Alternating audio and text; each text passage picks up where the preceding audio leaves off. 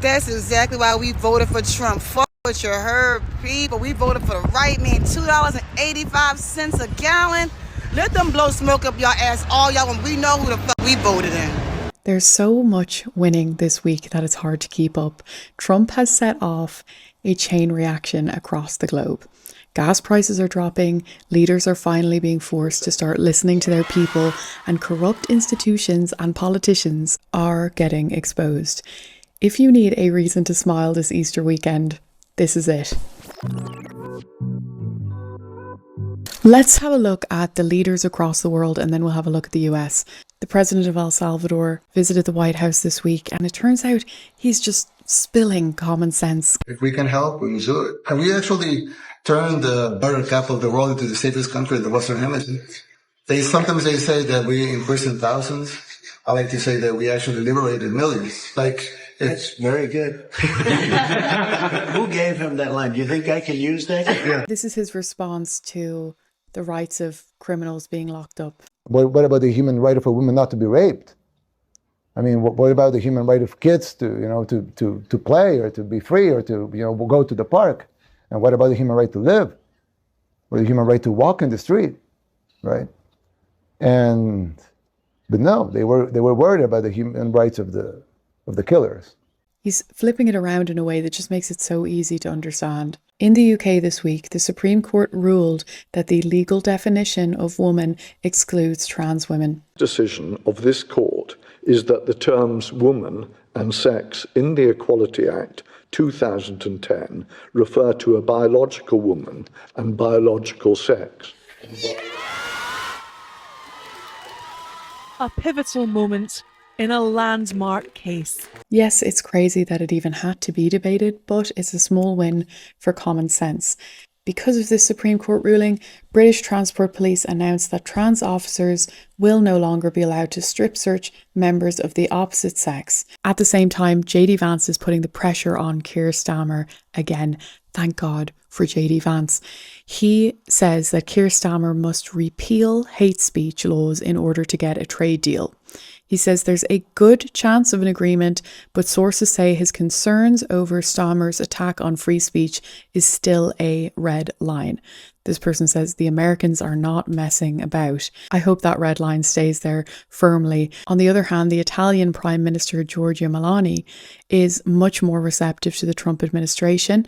She visited this week as well, and she's one of the few leaders in Europe who is fighting for conservative values. The mainstream propaganda machine predicted that a conservative government would have isolated Italy, deleting it from the map of the world, driving away investors and suppressing fundamental freedoms. They were wrong. Their storytelling was fake. The reality is that Italy is thriving. Employment is at a record high, our economy is growing, our fiscal policy is back on track, and the flow of illegal migration has decreased by 60% in the last year. And most importantly, we're expanding freedom in every aspect of Italians' lives. This was actually a pretty bold move from her. The EU will not be happy that she did this, but the more leaders who are willing to step out and do this kind of thing, the less power the EU has over them. The goal for me is to make the West great again. Okay? And I think we can do it together. We can. She's thinking big. I like her very much. I think she's a great prime minister. I think she's doing a fantastic job in Italy. And it just seemed like Trump was in really great form. He's laughing so much, very happy. And as I said, something really is bubbling up here. There is a shift happening that Trump has really empowered across the globe. Here is the Hungarian Prime Minister Viktor Orbán talking about mass migration. How Mr. George Soros published his plan in English in a Project Syndicate publication. It was done 2015, September 26th. And he published a plan. He said that he is I'm quoting, here are the 6 components of my comprehensive plan. I just quote 2 or 3 points of that. First is, he said very clearly, 2015, that, quoting again, EU has to accept at least 1 million asylum seekers annually. That was the first point. Second, he said, adequate financing is critical. And he proposed to issue long-term euro bonds for financing the migration crisis and the migrants' social and welfare taking care when they arrive to the European Union. Safe channels must be established for asylum seekers, starting with getting them from Greece and Italy to their destination countries, which means to bring them to Greece, to Hungary, and then have them go to Austria. So don't forget that what we are speaking about is not a bulk of 10 years of accidental, so it's a plan which is going on. It was written. So we are fighting against an organized gang called Empire of George Soros, NGOs, who are just supporting everybody who is transgressing our legal system and our regulation, and financing illegal activity against our nation. Now, that video is slightly older than this week, but the whole point is there's a movement building and getting stronger. At the same time this week, China is exposing all the European luxury brands with TikTok videos. It turns out over 80% of the luxury items being bought at ridiculous prices are made in China, and they're only packaged in Europe. And there are so many videos showing how this all takes place. So this is a kind of knock-on effect of Trump's tariffs. Now let's bring it back to US ground. The southwest border apprehensions have decreased by 95% since this time last year. 137,000, over 137,000 in March, and this year it is 7,000. Piers Morgan said this is an incredible achievement by President Donald Trump that is not receiving anywhere close to the media attention it would get if it was any other president who had done it. And Elon Musk followed up saying, and no new laws were needed. The Biden administration actively ushered in a vast number of illegals. It was not accidental. Think about the pressure that takes off of the economy and off of the Americans when you now have this incredible decrease of 130,000 people in a month per month coming through. The voter ID bill passed through the House, just about, but the Democrats voted 98% of them against the bill, whilst 84% of Americans support voter ID. So once again, we're seeing this complete misalignment with what the Democrats are fighting for and what the public actually wants. Kazan Ziadou, and I'm sorry if I pronounced his name wrong, but he does great common sense videos. Here's what he had to say about the voter ID bill. Do y'all remember when Trump said that the 2020 election was stolen? And then came January 6th? Does anyone, left or right, want to go through that again? Yeah, me neither. So doesn't it make sense to close any loopholes in the system before we're back in that chaos? Doesn't it make sense to make the system as trustworthy as possible? So why isn't every congressperson supporting voter ID requirements? Only 4 Democrats voted for the bill. Just so we know their names, it was Jared Golden, Marie Perez, Henry Cuellar, and Ed Case. In regards to ensuring that elections are fair and secure, Trump also signed an executive order securing future elections so that the Democrats can't steal them. The executive order will ensure federal funding is cut to any state that refuses to secure elections. This week, President Trump also proposed cutting foreign aid by 75%, which would cut the State Department's budget by 50% and would also eliminate funding for the United Nations, NATO, and 20 international organizations that are known to be filled with corruption. He's really attacking the belly of the beast with that one. RFK Jr. has said that he feels the autism epidemic is being caused by an environmental toxin. He says within 3 weeks they're going to announce a new series of studies to identify what the environmental toxins are that are causing this.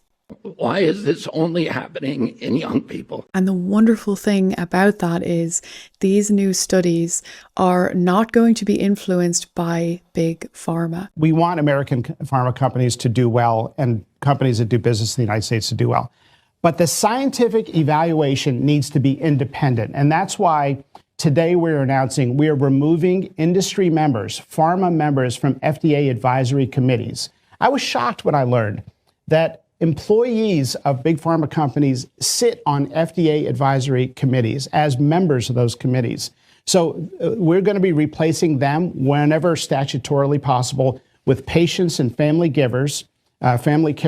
We are going to be inviting pharma companies to send representatives to the advisory committees, but they can sit with the rest of the public and watch and pose questions as the rest of the American public can. All of these studies for decades now have been completely influenced by what is profitable for Big Pharma, what is going to make profits. What he's doing now is finally going to be studying the things that Big Pharma didn't want anyone studying. And I've seen people arguing against it because nowadays they'll argue against anything, but it's studies. There's no harm. There's only just going to be new data found. I don't think there's a solid argument against it. If that wasn't enough for you, an investigation has launched into Dr. Fauci. 17 state attorney generals brought this case up for an investigation. Alabama, Arkansas, Florida, Idaho, list goes on and on. You'll be very delighted to hear that there's accountability coming for a lot of people. Letitia James this week has been referred to the DOJ for potential mortgage fraud. Says James listed a Virginia property as her principal residence in 2023, despite holding office in New York. Federal officials also say James misrepresented the number of units at a Brooklyn property and previously listed her father as a spouse for more favorable loans. Total hypocrisy. Once again, we see it time and time again. The Attorney General's office responded saying this: Attorney General James is focused every single day on protecting New Yorkers, especially as this administration weaponizes the federal government against the rule of law and the Constitution. She will not be intimidated by bullies, no matter who they are. Is Trump playing his own form of lawfare in New York? Well, I think they say people in glass houses shouldn't throw stones. Right. It's beyond ironic that the allegations that she's now facing stem from the exact same types of mortgage fraud or loan type fraud that Trump went through that incredible civil trial on, where he defended himself. The allegations against Letitia James are not quite as friendly to her, and they look quite damning. The Republican Representative Steve Drazkowski has asked for the arrest of Ilhan Omar, and he has receipts, apparently, affidavits, eviction notices, marriage certificate, documents. There's possibly a huge amount there. More good news as a whistleblower came out, spoke truth about Meta's dealings with the Chinese Communist Party. We are engaged in a high-stakes AI arms race against China. And during my time at Meta, company executives lied about what they were doing with the Chinese Communist Party to employees, shareholders, Congress, and the American public. People are feeling emboldened to speak out, to speak the truth, to fight for justice, because they know that this administration wants to fight corruption. Mark Zuckerberg back on the stand. So far, he has testified for roughly 9 hours. Yesterday, FTC lawyers presented a 2018 email written by Zuckerberg that shows he was worried, even back then, about antitrust violations. I just wanted to know, where are you from? Texas. From America, right? Yeah. I just want to know, when was America great for us black people? Right now. Say it's great right now. Really? Yeah. It ain't great for you? No, not at all. How? I mean, I'm living life. Looking good. You got clothes on. Look well fed. But that doesn't mean got it's great. Beautiful hair. Oh, thank you. Got your eyeliner on. You looking good. What kind of bag is that? That's a nice little bag there. You look good. America look good for you. If you were eating out of trash can, I'll tell you something different. America's a great place. I don't understand how we are not acknowledging that. It's great. Look at all these different people out here. Men, women, black, white. You will never see this much diversity anywhere else. It's the greatest place on earth. Everybody can be here and enjoy one another, disagree with each other. We have the freedom of speech, freedom to keep and bear arms. We don't have to worry about the government interfering in our lives for the most part. It's the greatest country ever. And if we don't start acknowledging that, we're going to screw up something good. I feel like I actually saw something in her face that responded to that positivity. It's actually nice to feel grateful for the things you have and to acknowledge the things that are going well, the things that are good. And we have had this kind of thing drilled into us for a long time now, that we should self-hate, that we should hate our country, or we should hate our religion, etc., etc. The list goes on forever. And you know what? It's super empowering when you do the opposite. I just wanted to give a shout out to David and to Don Johnson for donating to my Buy Me a Coffee account. I appreciate your support so much. And honestly, I'm just so grateful to all of you for even watching my videos, let alone donating. So thank you so much. I leave the link in the description for anybody who wants to do that. I'm very much looking forward to hearing your thoughts on this video, guys, and all of the good news. There really is a lot to celebrate. I hope you guys have a lovely Easter weekend. I'll see you next time.